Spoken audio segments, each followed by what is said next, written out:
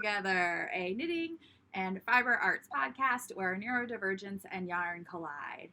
My name is Willa. I use she, her pronouns. I live in Minneapolis, Minnesota. And you can find me on Instagram at whatwillamake. And also, I sell bags, and you can find those at tomboyfemmebags on Instagram. And my name's Sam. I also use she, her pronouns. I live in Harrisburg, Pennsylvania, and you can find me on Instagram at Queer of Pentacles Makes, and I'm also on TikTok as well. Same name. This is our second take, just so you all know. We were recording this, and it only recorded 6 seconds.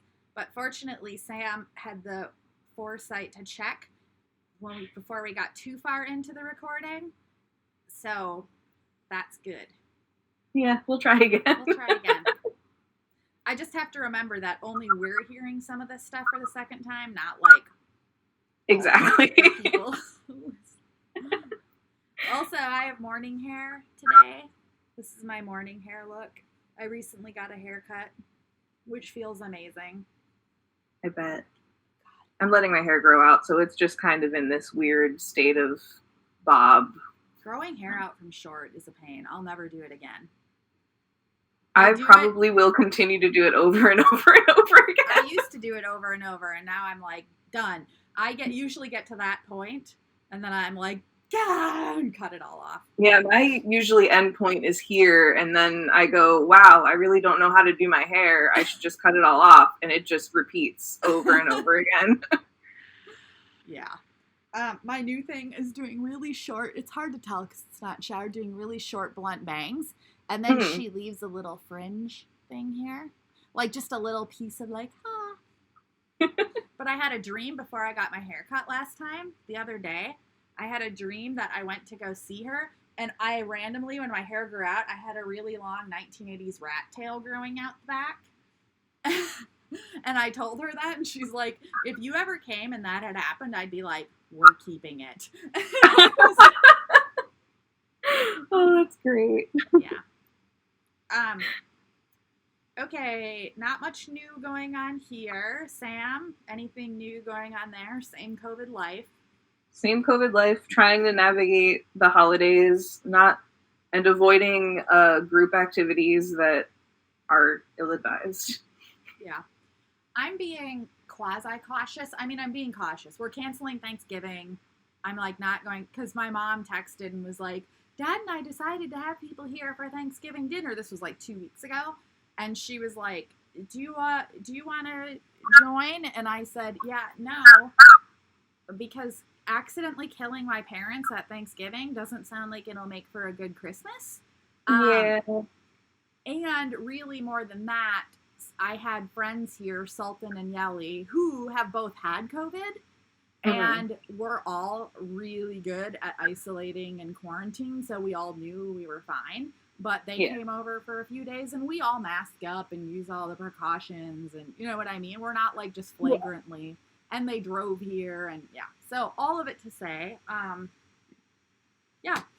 they were here, and so I thought, even though we're all pretty safe, I wouldn't want to see my parents unless I'd had time to isolate and take a test, which I wouldn't have time because it won't be 5 days of difference. Yeah, we were supposed to have a pretty small, like, family Thanksgiving, but a family member got exposed. They're not sure if they got it or anything, but it was still kind of like let's just not even go there. So our plan at this point is just have one person over on Sunday, and I'm going to make my first full Thanksgiving by myself, so that's going to be interesting. But, yeah. Just so you know, future tip. What we're doing is my sister's coming over, who she's in our pod anyway, because she's single, lives alone, is safe, and so she and I hang out anyway. Yeah. She's coming over, and she and I and my brother are all going to FaceTime in with my parents to have dinner. But you can, just so people know, and I think I don't know if there'll still be time to get it by the time you see this, but you can pre-order meals from Whole Foods. Oh. So I ordered a turkey dinner for 4, and so we're just going to pick it up Wednesday night. And it comes with like a turkey breast, a big turkey breast because there's 4 of us, mashed potatoes, gravy, stuffing, cranberry sauce, green beans, and it's like $100, which I'm like, that's less than I would pay for all the groceries. Yeah, and I don't have to make it. I just have to heat it up. And then we got a pumpkin pie, and I can't remember what else. So that's just cool, so though. people know for future years, Whole Foods, you can buy meals done. Yeah. Also, you can do it from a lot of local co-ops do it too. Here they do it. Yeah, there's a lot of local places that had pre-made meals this year. I've always wanted to cook a whole turkey. I've never done it before, so this I've done it. Seems like the year. Yeah, it takes a long time. Well, it depends on how big of a turkey you do, but it's fun. I got a small one, but we're gonna do the spatchcock thing where you cut it open and lay it flat, so it cooks a lot faster. Huh. Are you gonna brine it? I'm gonna brine it. Yeah. I recommend brining it. When I don't brine a turkey, it ends up really dry. Yeah, I'm gonna dry brine it, and then I'm making a compound butter to put underneath the skin so that it's. Ooh. I'm going fancy. You are going fancy. You've been doing turkey roasting research, haven't you? I have, because I'm really paranoid that I'm gonna mess it up. But I think I got it. Go you. The only thing I would ever do is I would shove cloves of garlic under the skin, in between the skin and meat. Brine it usually before that. Put some salt and I didn't put butter on it, salt and pepper. Yeah. I'm excited. Okay. And Thanksgiving is something I feel really weird about anyway. Because I'm like, what are we celebrating? Colonialism. Yeah. Yay. But it's kind of that thing where it becomes like a family tradition. And so my thing is, let's try and make it about something else. Yeah. I don't know. Do you do Black Friday stuff? I know this year they're doing like Black Friday online beforehand, but I never do the Black Friday thing. Well, I either make gifts or I buy stuff from like local places, so I never have a reason, and I just hate crowds in general, so it's even worse, just like the chaos. Yeah. And I used to work in retail before I got my current job, so just like that has completely cured me of any want to be out on Black Friday. Yeah. I don't do it either. I usually get local or make gifts, or this year I'm making gifts, so. Makes sense. Okay, let's move on. FOs. Okay, I'll go. Just gotta get my stuff. Take 2. Just so you know, Sam and I have recorded to the part where we went through all the FOs. And what you're missing is I went on a whole tangent about how I've discovered that my mom's parents might not be who she thinks they are. It was a lot. Yeah. So you're missing all of that, which you should be grateful for. Okay, go on, Sam. Okay, so my FOs are kind of weird because I'm working on all my Christmas crafting, as I said. So this is a whole box full of ornaments. So this is, I think, the 3rd or 4th year that I've done this. I can't remember off the top of my head. Where I will make basically an advent calendar of ornaments that my wife gets to open up, and that's how we decorate our trees. Just one goes on at a time. The first year that I did it, I did try to make them as I went, like one for every day in the month, and that was just absolute hell. So I learned better this year, and so for the first year, I have all of them done before December. Do you all put the previous years on as well? Usually for, like, on Christmas Eve, that's kind of what we'll do, is we'll put the last ornament on, and then we'll go through the previous years, and our favorites will go up. Like, I crocheted a boob the one year, so the Christmas boob always goes on the tree. The Christmas boob has to go on the tree. Yeah. Of course. Yeah, so that kind of thing. So it'll just kind of fill it out. So Christmas Day, like, the tree is finally all decorated. And, yeah. That's awesome. Yeah, so that's kind of our little weird tradition. So yeah, the whole thing is full. The first one is kind of on top because it doesn't fit in a bag, but I got all these little bags that I can reuse because in previous years I was just wrapping it in tissue paper and I'm trying to not be as wasteful. So I got these little burlap bags, and there's also little booze bottles because I cheated on a few of them and just filled little plastic bottles full of yarn. Which, scraps. by the way, I was going to tell you last time we recorded this, is not cheating because, like, dude, you made this whole beautiful box of Advent ornaments. Do you know what my partner's getting? Like, not that. I don't know what yet. But you're like, yeah. Yeah, so this is the cheating one. Is I just put these little plastic bottles full of scraps. But it's with booze. And the other part, I didn't mention this last time. The other part of this is I use my Ort jar every year. So like an Ort jar, you just fill up with like your yarn and thread scraps. So I empty it at the end of the year, and that's the stuffing that goes into all the ornaments. So it's kind of like memories of all my projects from the whole year. It's just, one of those like sentimental things, but it's awesome. Yeah, I don't know. So Advent box completely done, and I think I've done those all in the past 2 weeks. Like I really booked it this year. You did. You were dedicated. And then, so continuing the Christmas crafting theme, I'm making cross-stitch ornaments for my family because we do handmade ornaments for all the adults. Or, I'm sorry, handmade gifts for all the adults. Usually it's like per family they'll get something. We've done like candles before. We did little soap things last year. We made little like gummy soaps. It was so weird. I don't know why I thought that was a good idea. It was like you took soap and mixed it with gelatin. They thought it was funny, at least. But this year we went with, we got big jars, and we're going to fill them with the like layered ingredients to make brownies, and then we're doing cross-stitch ornaments to hang off of them, so that it's like one cute little package, and they can be shipped easily, too. So the first one heavy, though, aren't they? is the Christmas Village. And I have to which say, is just with one building, and I told Sam last recording, I'm like, it's an unincorporated village. Unincorporated village. But that one's cute. That was pretty quick, and it sparkles too. And then this little reindeer guy.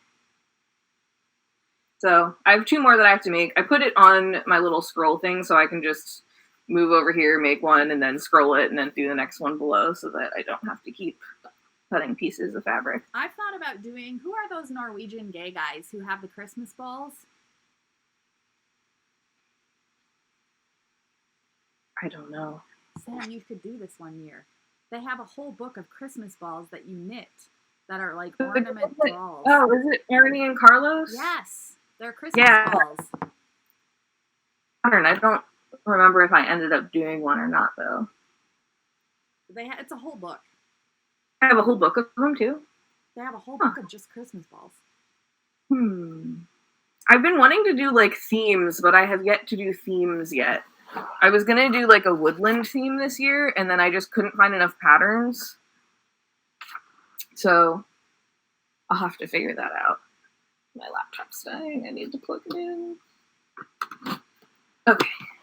And then my last FO. So I always knit us Christmas socks every year. So this one, I'm not going to talk about the yarn because it is we will not name the author related dyed yarn. I think you catch my drift. But the dyer was destashing the yarn because they're not going to dye those colorways anymore, and because they're actually donated to a doing the trans right charity. thing because they're an awesome dyer. They are an awesome dyer. So, yeah. So my wife picked them out as her Christmas socks. But you can say the dyer because they're awesome, and they should get credit because they're getting rid of all of it, and then they're giving money they raise to a trans nonprofit. Yeah. So it's Malia made it. Malia's amazing. Yeah, I bought a bunch of her yarn. Yeah, so this is the first time I've ever knit ribbed socks, and my wife kept asking me if I knew what I was doing because this is what they look like off of the sock blocker. But yeah, they fit her perfectly. So yeah, she was excited to have some more stripy socks. I've been trying to do a little bit more evenly spreading my sock knitting between me and her because she's getting jealous of how many pairs of socks that I knit for myself. So yeah, so these are for her. I sadly began making hand knit socks for Matthew that he's wearing, and he's like, I get it now. They're so amazing. And I'm like, I know. Great. And he's like, I want more. So I'm like, so. Man. That's all I have. What do you have? So much spinning. I know what you have. So the elections were stressful for me. They're still stressful for me, even though I know Donald Trump lost. and Joe Biden and Kamala Harris will be our next president and vice president. And I know that they will take power because I don't think people will stand for any like coup. But what makes me nervous is my neighborhood during the George Floyd protests after he was murdered had groups of white nationalists in pickup trucks patrolling my neighborhood and leaving jugs of chemicals for potential explosive things in people's yards and patrolling my neighborhood. And they're the ones who instigated the rioting and like burning of things. So I feel anxious and anxiety about the rhetoric Trump is using, and not that he's actually going to maintain power, but what is he going to stir up from white nationalist groups who listen to him? Because I don't want them in my neighborhood, like patrolling it again. So the most calming thing I do is spinning. So while I was finishing up my winter pre-orders bag, I would have CNN going or MSNBC, and my news boyfriend and girlfriend, who I have secret relationships with, are Anderson Cooper. I know he's gay, I know. And Rachel Maddow, who's in love with her wife, her partner, and very much in love and committed. But, you know, I maybe stand a chance with her one day. You never know. I dated a woman once who she and her other partner thought I looked like Rachel Maddow. That's an excellent compliment. I know. I'm like, I received that. Anyway, so I've been spinning and watching the news, and sometimes when it gets too much, I turn it off and turn on true crime or other really relaxing shows. My partner would come down and he'd be like, "What are you watching?" And I'm like, "A documentary about shark attacks." You'd be like, "Oh my God." What are you? And I'm like, "No, this is relaxing." So I was spinning when I wasn't making pre-order bags because it's calming to me. So I have so much spinning content. So I'm going to show you. I'll start with these two skeins. The fiber was gifted to me by Kissy, one of my good close besties, who is My Rainbow Robot. That is their name. And they got it. I think this person might be a problematic dyer because of the author whose name we will not mention. But I'm not sure, so I'm just not going to say it. I can't remember. But Kissy bought the fiber from Die Hard Yarns, who is not problematic. Chastity is awesome. And she has a ton of fiber braids that you can go get. And so Kissy got me 2 braids of salted caramel for my birthday, which I spun. This is 2-ply. I got like 600, 500 yards out of each. I'll hold it double, probably, and make something.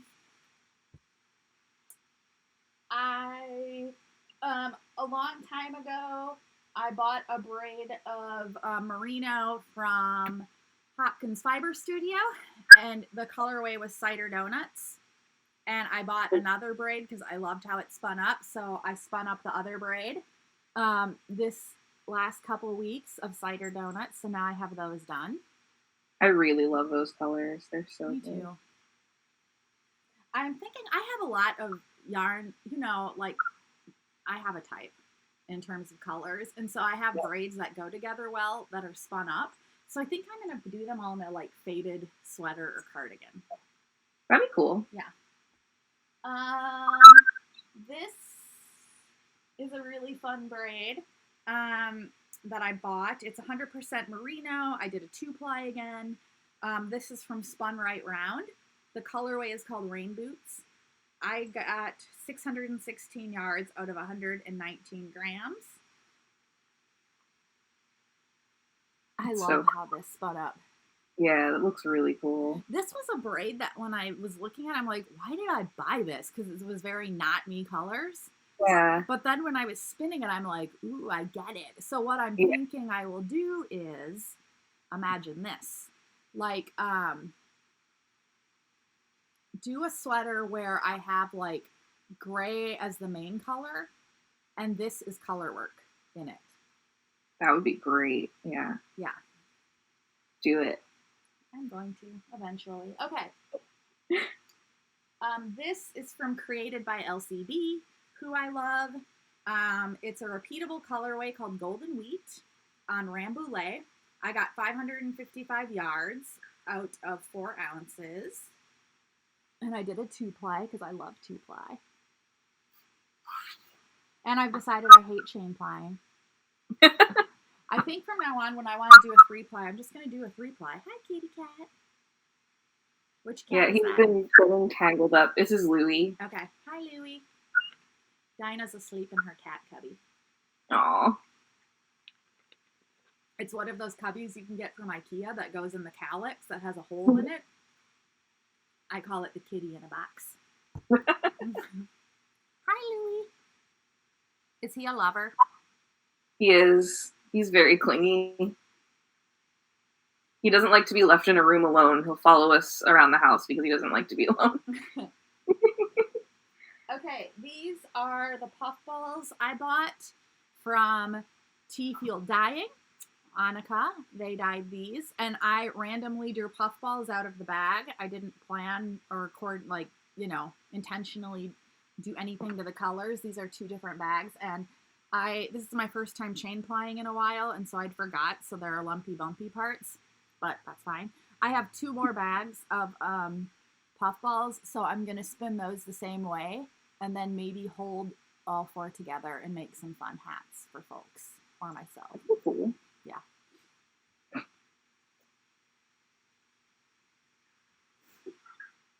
This is from Created by LCB as well. This is BFL. I got 359 yards. I did this woolen spun, and I did a really loose ply on the singles, a loose twist on the singles, and I plied them together loosely because woolen spun fluff, and they're really floofy, and this is so soft and amazing. Looks nice.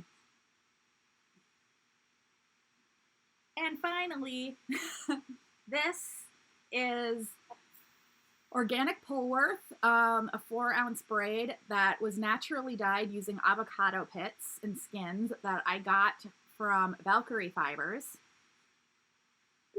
I love that color. It is so beautiful. Isn't it?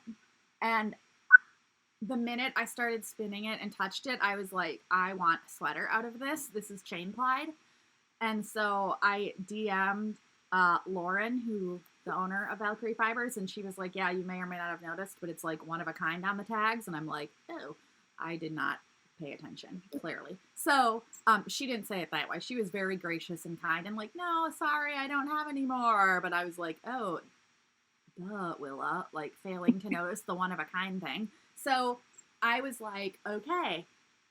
She said, but there are 2 more braids left in my shop. So I bought them.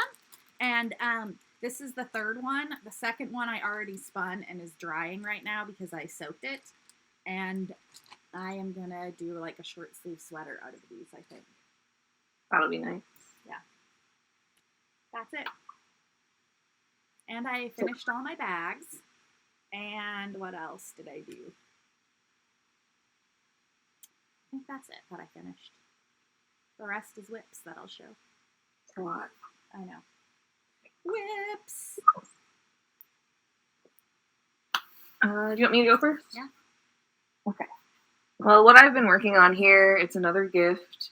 I don't remember who wrote the pattern because I've just, it's only 2 sections that I have memorized. But my stepmom asked me to make her another one.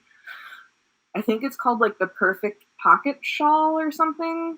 So I made a green one before for her.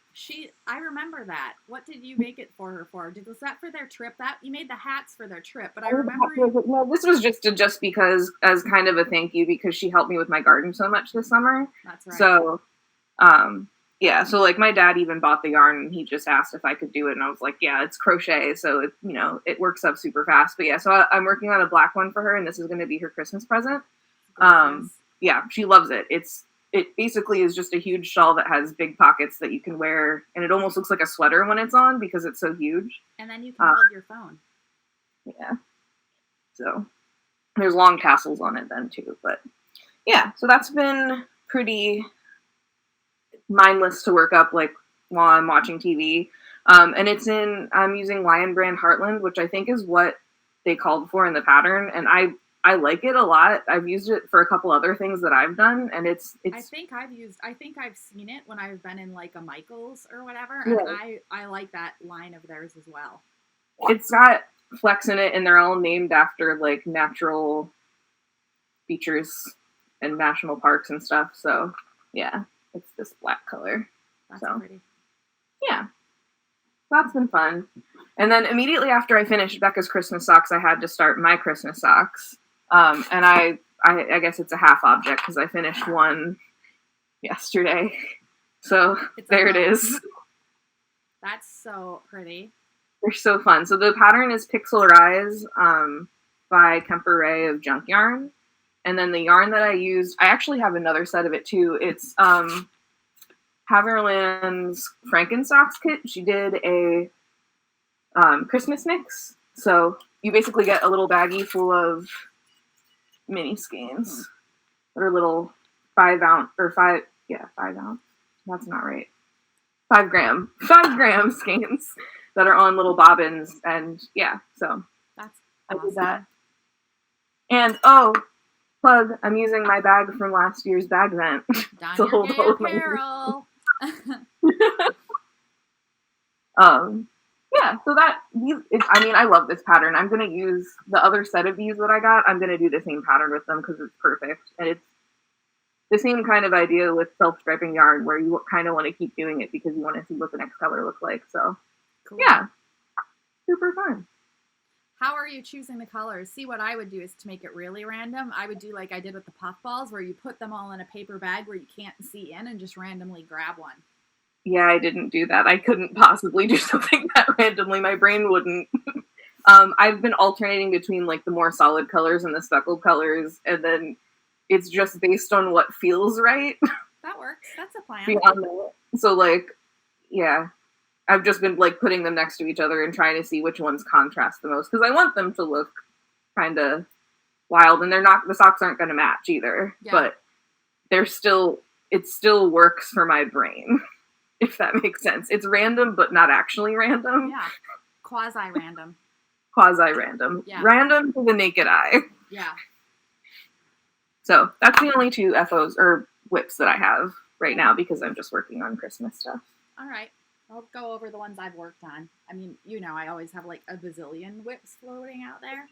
Oh, I have a ton too, but yeah, those are just the 2 that I'm working on right now. So I'm almost done with this whip, which is the test knit I'm doing for Millie's Knit Designs, and it's late, which she knows. I DM'd her and I was like, hi, I'm like having spinning anxiety meltdown because of the elections, and she was like, totally get it. So I'm like, I'm not gonna have it done by the due date. She's like, totally get it, just try and get it done by this end date when I'm releasing it. So I'm like, okay. So both sleeves are done. I'm now knitting the cowl neck, which is like 10 inches long, so I'm getting there. And the only thing I have left to do is put the pockets on. So when I finish the neckline, I pick up these at the bottom. You can't really see it here, but they're stockinette. There you go. And I'll pick up those stitches and knit the pocket up, and it'll be brown too and come up above the line where the waistband is. And then I'm going to rip out the tubular bind off I did on the front and redo it because I did it a little snug, and so it pulls in. So I'm going to just loosen it up a little bit. But look, isn't it cute? It's really cute. Yeah. I like it more now that it's closer to being done. Yeah, it's going to look really cute with the pockets on, too. I know. I'm excited. So I'm getting really close to finishing this. So I'll probably have that as an FO next time we record. Then my other whip is kind of around. I have 2 more. One is still working on socks for Matthew from a dyer whose name we will not mention. I'm almost to the heel, and then, I don't have too far after that. So that's exciting news. But the first one's already done. Then I did a few rounds on that. Oh, I have a quilting whip. Ooh. I know, I randomly started quilting. But it's the lamest, I won't use lame is an ableist term, sorry. It's the silliest quilting ever because it's not like us going to have like the batting on it. It's a pillowcase that I'm making. So I don't really love, like, I have random IKEA pillowcases like this, and I'm like, that's boring, and I'm not really in love with it anymore. So I'm like, well, Willa, you're like living in a studio with tons of fabric. You could just like make a new pillowcase that's upcycled. So I decided to start grabbing fabrics and quilting one. Oh, that's cool. So it's not done yet because it has to be 20 by 20, but it's going to be just log cabin on the front. And I think I'm going to quilt it to 18 by 18 and then do a 2-inch border in one fabric. And that'll be the same fabric that's on the back. And so I started doing like a log cabin quilt front that's upcycled. I've been meaning to get into quilting too. I have tons of fabric and stuff from making masks because I did that, like, I made all those masks for charity. If you have little scraps and bits, send them to me. Like the little stuff that can't even go in quilting when you're done with it. Okay. Yeah, I can send you a bunch of stuff. If you're not going to use it. Okay, then this I'm hoping to finish this week. I probably will. I only have to add a few more panels on it. You know, I have it picked out mostly. Then my other whip is, I used to have fingerless gloves. The pattern that I used was called mini mitts. I don't have it here. It's tucked away. And I left them on a bus last year. And I was going to make another one because I always have cold hands. But especially with perimenopause, I like wearing short sleeves, but then my hands get cold. So I'm like, I need fingerless gloves for the winter. And the one pair I had, I left on a bus. So I was like, I'm going to knit a pair. So when Sultan and Yelly were here, we wanted to go to the Yarnery, which is my local yarn store. And they call it their non-local yarn store because we all love it. The Yarnery is really good. Like, you have to hand sanitize when you come in. They only let so many people in at a time, and you have to wear masks. And like, we saw them tell someone they had to go outside and wait because they were at capacity, which was like 4 people or 5, you know, which is cool to see. So they sell a yarn there that is local to me that you all need to check out, and you can buy it from there. It's called Anthology Yarn Company. Look at this. Nice. That color is really pretty. Yeah, all of their colors are gorgeous. They're like Brooklyn tweed to me in that this one is woolen spun. I have like a sweater quantity of, I have several skeins of Anthology Yarn Company. They come out with lines. Like, this is the 3rd one they've come out with called Old Growth. So they do them in volumes. This is volume 3, Old Growth. And this is DK weight. And so look on the tag. The colorway is called Chanterelle 20. And it's Midwestern Merino Corriedale, woolen spun in Wisconsin, and hand dyed in Minnesota. That's awesome. And so it turns out when you're doing like sweaters and fingering weight and socks, when you do a fingerless mitt in DK, it takes like a hot second. I did this in a day. Okay, it was so quick. And what I did is I was going to do more mini mitts out of this, but with the yarn has enough body that I didn't love how that pattern was looking with this much body. So I basically was like, you know, I really should probably, with how much I should be wearing fingerless gloves, just make a plain stockinette recipe that works for me. So I did it kind of based off that, but I changed the numbers a bit. And so it has like a little bit of ribbing, and it's just all stockinette, thumb gusset, ribbing up here, fits really well. And so I'm working on the 2nd one. Nice. Yeah. And that's my whips that I've been working on. I have sewing whips I'm working on, but I won't show you because some of them are secret surprises for people who watch this. So that's it. So I guess now we do the mental health moment, huh? Yeah. And then we do acquisitions. I don't have any acquisitions. I do. You can show yours though, yeah. Yeah, we'll do it after the mental health moment though. Okay. Sounds good. Mental health moment. We still have to come up with our gig for that. Okay. I don't know what it will be. I mean, I know how to play instruments. Maybe I'll come up with something. Wow. I actually have a very interesting array of instruments right now because I've been playing a bard in Dungeons and Dragons. So I've just been buying small instruments that I can play because it's over Zoom. So I'm just trying to make people laugh. So I'll have like a pan flute and I'll start playing it. So, yeah. If you developed a mental health moment theme song on a pan flute, be interesting. That could be good times right there. Yeah. Okay, so for this week's mental health moment, we're going to talk about, we're going to title it Shit Sandwich, is what we're going to title it. I think we decided. Mm-hmm. So I've been seeing a lot on, like, in my DMs, but also on Instagram and stuff like that. And I think people are saying this a lot, but I think it bears repeating, and we need to say it again and again, especially for neurodivergent folks, about giving yourself a break. So I'm seeing lots of people posting stuff like, OMG, my sleep, I have no schedule now. I stay up all night and sleep during the day. Or, OMG, I'm gaining weight. Which, first off, that's just toxic diet culture bullshit. And like, OMG, I'm feeling depressed. And OMG, I'm da-da-da. And I'm like, yeah, but you know what else you're doing? Surviving a global pandemic.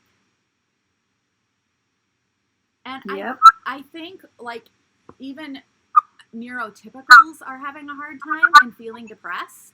So I think I was telling Sam, like, so for neurodivergent folks, when you're neurodivergent and that, it's just like an extra layer of bacon on the shit sandwich that is a global pandemic. And we all just need to have grace with ourselves. Like, it's okay. It's okay. I think it's getting a lot worse right now just because I think we had kind of hoped that things would be better by now, and they just keep getting worse. So we know, because we have no actual leadership. Yeah. And fake information. So we know that this is going to keep going, and, there's a lot of people online who are showing, oh, well, I can run a marathon now, and I made this whole entire table out of wood and spit, and, like, like all these amazing things, which is great. Like, if that's what you have been able to do, mechanism, you go. Sure, yeah, but some of us are just kind of riding along and doing what we can, and that's fine. Yeah, and not only that, but also remember that, like, what people are showing you on the Instagrams, and like, ooh, I can run a marathon now, and I can, like, you're seeing, they maybe can really, like, I'm not saying they're lying, or, like, they didn't really build a table. They probably did. But, like, more people could say, Willa spun all this yarn. Yeah, you know what else Willa did? Like, procrastinated doing the bags I needed to do. I mean, I did get them done by deadline, but still. I also, like, lived off shortbread, cookies, and brownies, and bourbon. I also, like, there's all these other things, like... I cried a lot. I had an anxiety attack. I had, like... So just realize, like, you're seeing them being able to run a marathon, but you're not seeing any else of their life. You're literally seeing it through a filter. They're filtering out all that other stuff. Yeah. Yeah. And so keep that in mind and have some grace for yourself. Like, it's okay if you feel depressed. If you feel like you're in danger, that's okay. You just need to get help. And, like, if your depression is to the point where you maybe are somebody who you are neurotypical and you've never needed chemical assistance and store-bought neurotransmitters, like, it's okay. There are people, just because you take store-bought neurotransmitters during a global pandemic does not mean you'll need them the rest of your life. Like, if you're neurotypical, it's okay to need a little chemical help for a while during a thing, you know? Or you could be like me, who I've had an anxiety disorder forever, and I finally went on medication at the beginning of the pandemic because I realized that I needed it. Yeah. Like, it's okay to admit that maybe this is affecting you, and it's time to take the next step to make sure that you're okay and you're safe. And if you already are a person take meds and you are neurodivergent and you're needing a little extra boost, reach out to your psychiatrist or doctor. Like, my anxiety levels, like during the last week especially, were at like a 4 every day for anxiety, which is now rare for me. Like, I used to constantly, before the hospital, be at like a 5 or 6. So being at a 4 every day, I was kind of like, wow, because usually I'm at like 0 or 1 most days late until all of this.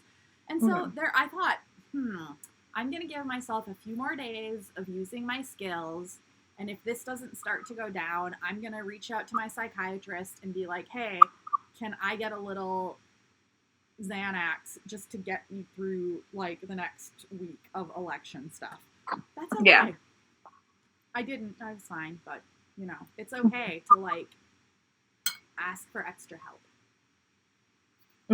What are you laughing? And I think it also, my cat keeps like walking back and forth between me and my yarn and getting tangled in it. So I'm trying to like untangle him nicely.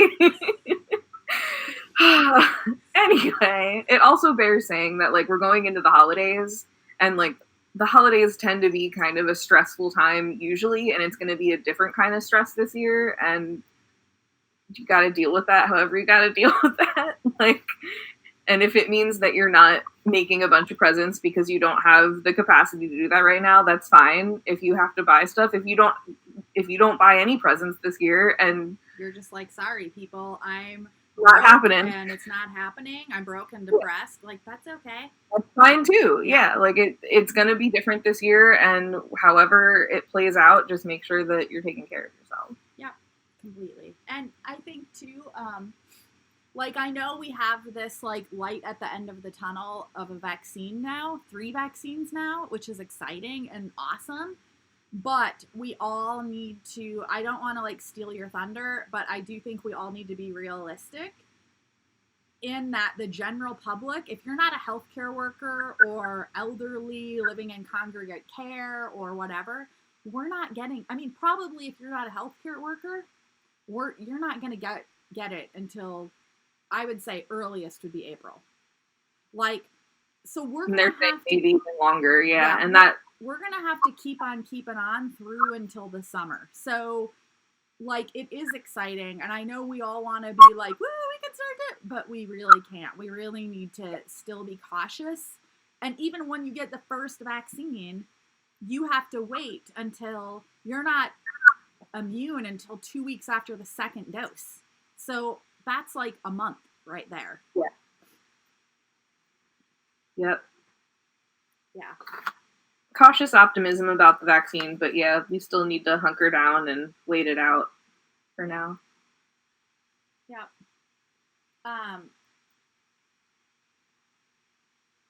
So have some grace. It's okay.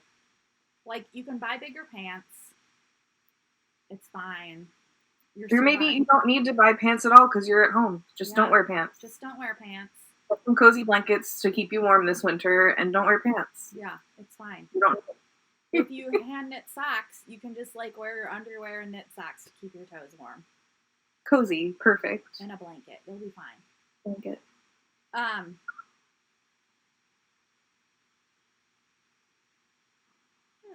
Just let yourself off your own hook is my thing.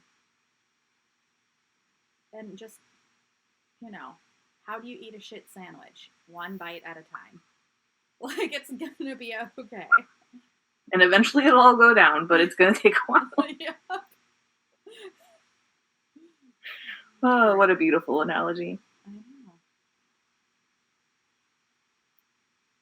Did you ever think we'd be in a global pandemic in your lifetime? I didn't. I didn't see this one coming. And it's funny, right before, I mean, not funny, but an interesting coincidence. Right before this started, I was writing like an apocalyptic lesbian zombie novel. And then this started, and I was like, I don't know if I still want to write this because it's too real. You're like, I'm living in a lesbian apocalyptic zombie novel. I'm living in the lesbian apocalypse. Maybe that could be the episode title, The Lesbian Apocalypse. Yeah. I didn't see this one coming at all. Not at all. I saw, like, the Trump disaster coming.